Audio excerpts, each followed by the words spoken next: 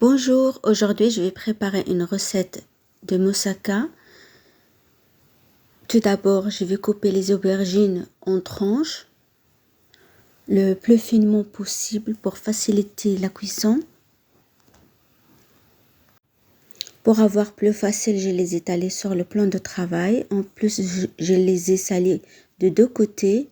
Je les ai laissées quelques dizaines de minutes. Après cela, je vais les mettre dans un plat. Je les rincé et je les laissé essorer un petit peu. Et j'ai utilisé les essuie-tout pour absorber tout l'eau et l'humidité. Ensuite, je rajoute un peu de l'huile au fur et à mesure pour cuire les aubergines.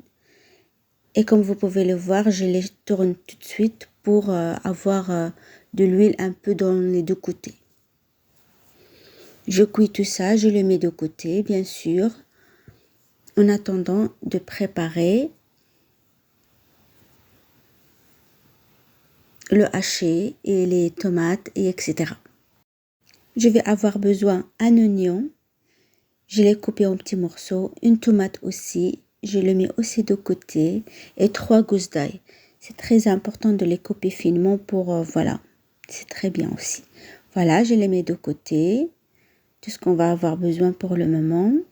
Ensuite, on va avoir besoin de hacher. Voilà, je rajoute les oignons avec une pincée de l'huile d'olive. Et je mélange, je les laisse un petit peu qui change les couleurs. Ensuite, je rajoute des tomates, de l'ail.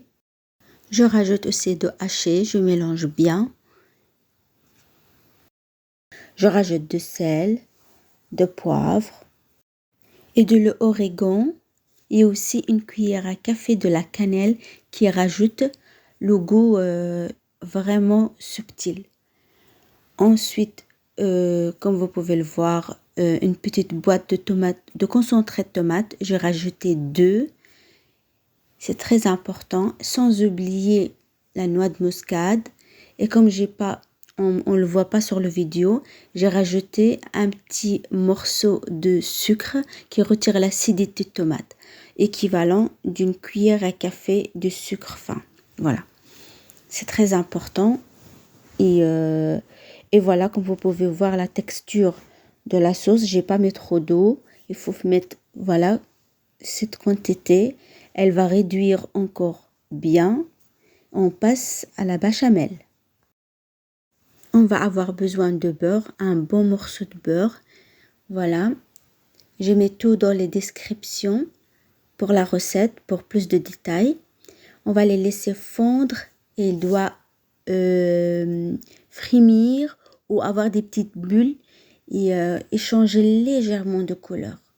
Voilà, je les laisse encore un petit peu. Ensuite, je rajoute 2 cuillères à soupe de farine que je vais encore plus mélanger voilà, énergiquement. C'est très important. Sur feu moyen, c'est très important de bien mélanger énergiquement pour éviter des grumeaux. Et en même temps, je m'excuse parce que comme j'ai filmé à la main, alors ça bouge de tous les sens.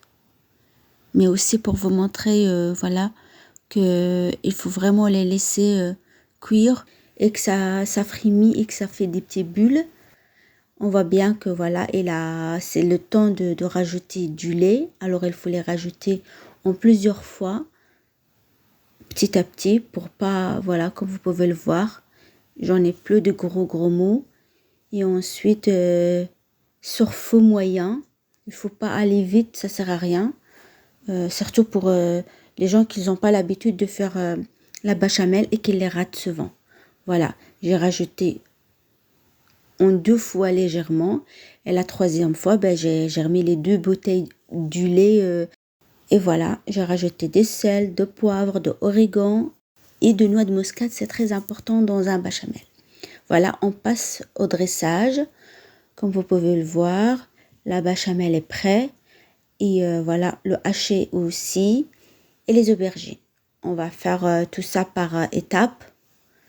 Par étage, si on peut dire, par étage. D'abord le haché, après les aubergines. on rajoute les aubergines qui sont déjà bien cuites.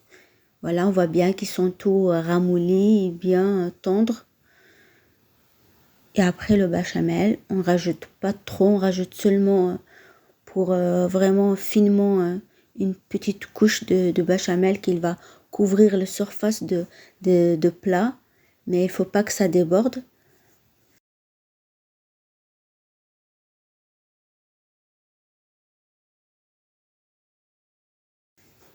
Comme vous pouvez le voir. Et ensuite, je vais rajouter aussi le parmesan et le gruyère.